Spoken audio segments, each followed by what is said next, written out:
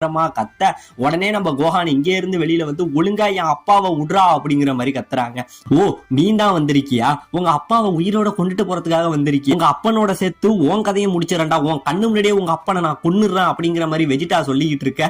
இப்ப இந்த பக்கம் அவனோட ஃபுல் போக்கஸ் கோகானு கிட்ட இருக்கு. இந்த பக்கம் நம்ம கிரில்லின் என்ன பண்றான், அவனுக்கு பின்னாடி அவன் பவர்ல வந்து ஒரு மிகப்பெரிய சக்கரம் மாதிரி ஒரு இதை ரெடி பண்ணிக்கிட்டு இருக்காங்க. இந்த பவரை இவன் உருவாக்கிக்கிட்டு இருக்க. நம்ம யாஜ்ரோபி இங்க இருந்து ஓடுனா பாத்தீங்களா, ஓடுனவன் ஒரு இடத்துல போய் நின்று பரவாயில்ல இந்த இடத்துல எனக்கு உயிருக்கு சேஃப்டி, இங்க எனக்கு எந்த பிரச்சனையும் இருக்காதுன்னு நின்றுகிட்டு ஏதோ ஒரு விஷயத்த நம்ம யாஜ்ரோபி யோசிச்சுக்கிட்டே தாங்க இருக்கா.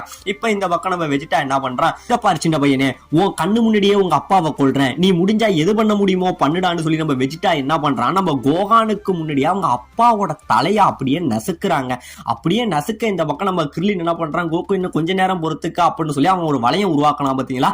அந்த பவரை இங்க இருந்து வீச எப்படியோ நம்ம வெஜிடா புரிஞ்சுக்கிட்டு என்ன பண்றான், அந்த வளையத்தை அப்படியே இங்க இருந்து டாட்ச் பண்ணிடுறாங்க. அந்த வளையம் அப்படியே வந்து நம்ம கோஹான் நின்னுகிட்டு இருந்தான் பாருங்க, அந்த மலையை இந்த இடத்துல வெட்டிடவும் செய்யுதுங்க.